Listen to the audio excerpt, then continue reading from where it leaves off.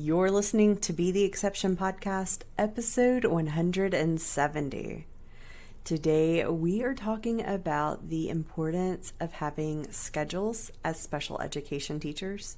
We're going to talk about the importance of our schedules, how to create them, how to effectively use them, and the benefits of providing schedules for our learners and paraprofessionals as well. I have a lot of different tips and tricks to help you today, so let's go ahead and jump on into today's podcast all about schedules.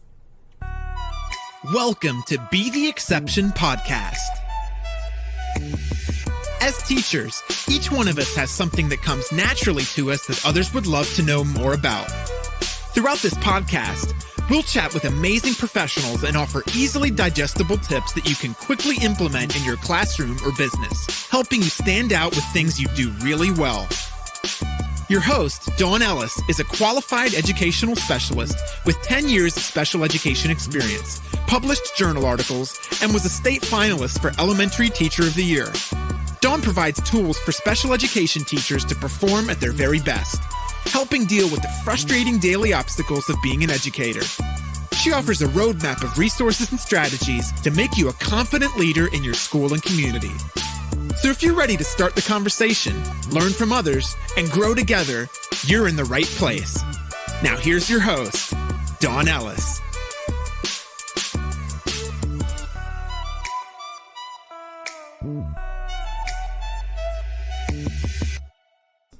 Welcome back to another episode of Be the Exception Podcast. My name is Dawn Ellis, and I am so glad you are here. This podcast, it empowers special educators to create exceptional learning environments for students with special needs. I, Dawn, am your host, and I'm really excited to dive into this topic of special education schedules.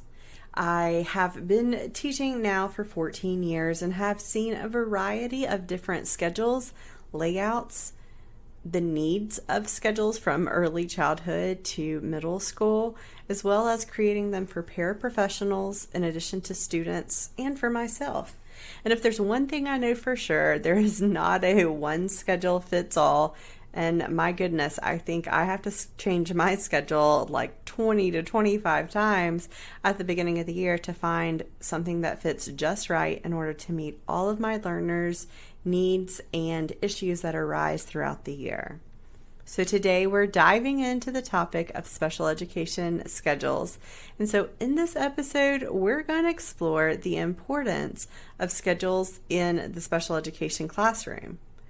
We're going to talk about how to effectively use them, the benefits that they provide to both students and teachers, and we're going to discuss our discussion is inspired by a blog post that's on my website, cultivatingexceptionalminds.com. And so after this episode, you can definitely find more tips and tricks there. I will link it in the show notes. So as we jump into today's episode, I wanted to let you know that the Etsy shop has all the different special educator stickers and teacher tees available for you during this back to school season. So make sure that you're checking those out, getting those things ordered. In addition, the Exceptional Collective, which is a membership for special education teachers, is now open and available. I would love for you to come be a part. Check out the webinar of planning what to teach in your special education classroom that walks you through how to prepare for the whole year and learn more about the Exceptional Collective. It has monthly trainings, lots of downloads for special education teachers, the things that you need actually in your classroom right now, as well as different done-for-you, downloadable lessons in math, reading, science, and social studies. So you can spend less time prepping and more time doing the things you enjoy, but also feel empowered as a special educator, having the resources that you need as a special educator. So make sure and check out the Exceptional Collective. It is available over on my website, cultivatingexceptionalminds.com.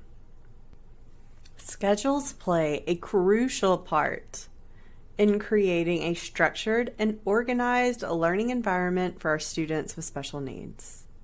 They provide predictability, promote independence, and facilitate smooth transitions between activities. So let's dive into the world of special education schedules. Today we're going to talk about several elements of dealing with special education schedules, so let's explore them one by one. First and foremost, a schedule should clearly outline the daily routines, include the timing, the sequence of activities throughout your school day. This visual representation helps students understand what to expect. It reduces anxiety and fosters a sense of security and predictability. Special education schedules often incorporate visual supports, such as pictures, symbols, or written words. This helps enhance the comprehension along with accessibility for students with different communication styles or language abilities. Visual schedules can be displayed on walls, individualized for each student, and even assessed digitally through using tablets or other devices. Another critical aspect of special education schedules is flexibility. While it's important to have structured routine, it's equally important to allow for adjustments and individualized accommodations. Flexibility in scheduling allows for modifications based on the student's unique needs, and it enables the teacher to address unexpected events or disruptions that may happen during the day. It's important to note here that so many times it's important to include the need for these accommodations or modifications in the student's IEP, including the use of visual schedules, so that even if you're not the case manager for next year, the learner has the tools that they need to be successful within the school day.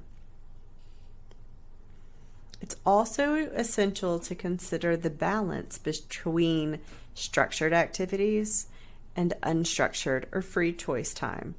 Structured activities provide clear expectations and promote skill development, while unstructured time allows for exploration, creativity, and social interaction.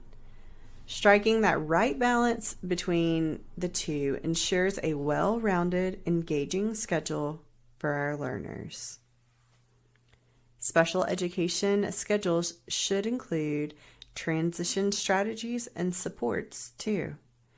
Transition between activities can be challenging for students with special needs, so incorporating visual cues, verbal prompts, and transitional objects can help ease this process.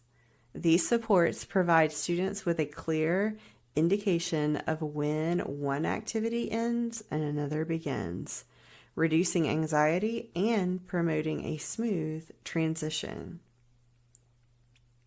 So on the blog, we have this blog post for teacher schedules, and it emphasizes the importance of introducing and reviewing the schedules with students regularly.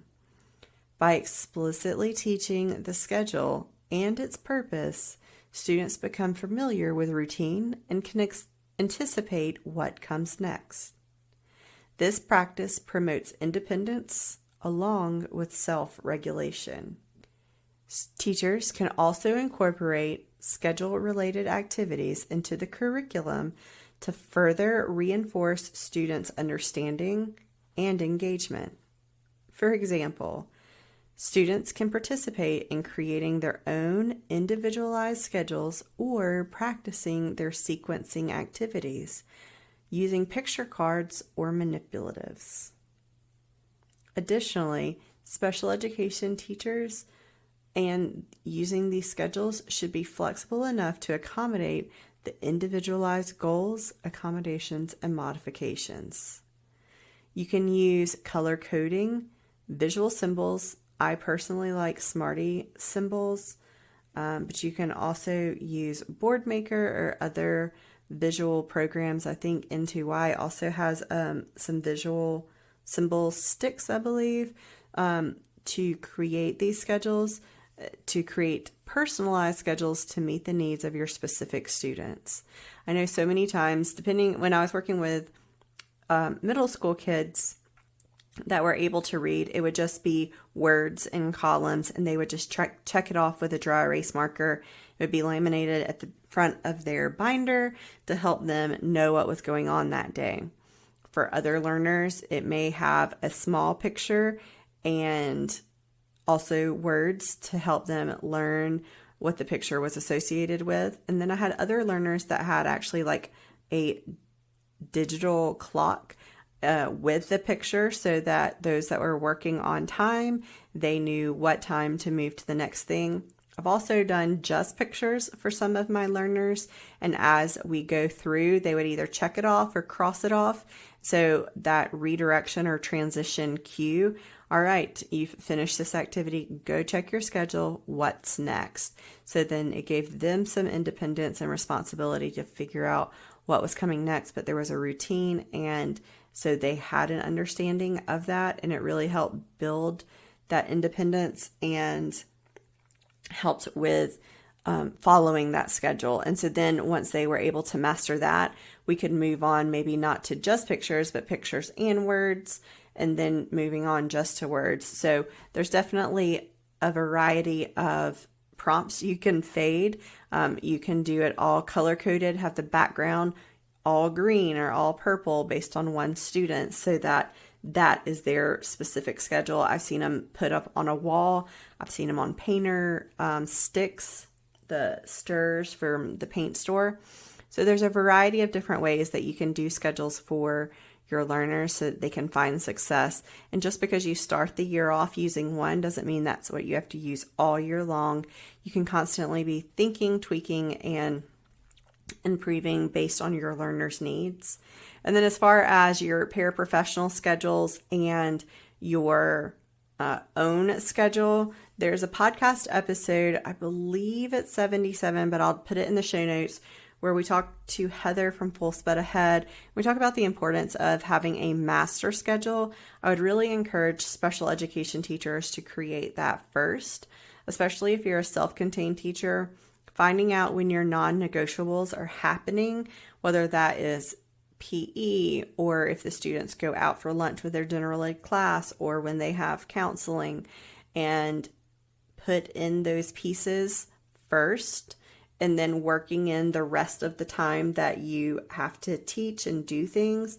Once you have that master schedule, you're then able to know when you can work individually with your learners and so I have a master schedule for my whole room, and then a schedule for myself, and then a schedule for each of my paraprofessionals. A lot of times, the schedule that we provide for the first day of school drastically changes before the week is out, because we're finding as we go along the different changes and tweaks and times that we need to make. So then usually by week 2, we have it a little more planned out, figuring out with the general ed teachers, the school schedule, and all the information, how to piece together the different components that is required for the schedule. Sometimes in self-contained, you have to think about toileting, you have to think about medical needs, you have to think about moving and positioning kids, but that isn't necessarily the case for maybe teachers that have autistic learners. They may need sensory breaks, they may need some transition prep time or social skills. So knowing the different things that you need to teach and have to teach definitely helps create that schedule. And so if you need kind of a base to help build out the schedule for you, your paraprofessionals, and your learners, make sure and check out the schedule product that I have in my TPT shop to help you with that. It comes with a template as well as a digital and a printable version, so that if you need to tweak it, it's not exactly what you need, but you can just move around or type out some different pieces that maybe you need. It's definitely there for you and created, so then you're just typing in the information that you need. In the digital version, I also include like a every 15 minute schedule. That helps me kind of break down the different pieces of the day. So you can make sure and check that out over on my TPT shop. But just to reiterate, it's so critical for teachers to collaborate with other professionals. This includes the general ed teachers, but also we have to think about when the speech therapists are pulling, the occupational therapist, behavior specialist, and so many other therapists that see our learners throughout the day. This helps align our strategies and support across the different settings and ensures consistency for students who receive services outside the classroom. So before we wrap up, I just want to let you know again that we do have that comprehensive special education schedule template, and it incorporates a lot of the best practices like that we discussed today. If you want to know more beyond the blog posts that I have on my blog as well, I want to encourage you to make sure you've joined Special Ed Socials. We had a whole week talking all about schedules where me, Jen, Ashley, and Heather all shared tips and tricks throughout the week, as well as our training and Q&A session about this topic. So if you want even more of a deep dive on this topic, make sure and join that Facebook group. That concludes our discussion for special education schedules. We've explored the key elements of a well-designed schedule, discussed how to effectively use them in a classroom, and highlights of the benefits of using them for both teachers and students. If you want to learn more about this topic and discover additional tips and insights, make sure and check out that blog post at cultivatingexceptionalminds.com. Thank you for listening to Be the Exception in Special Education. I'm Dawn Ellis, your host, and I'll catch you in the next episode where we will continue our journey towards creating exceptional learning experiences for all students.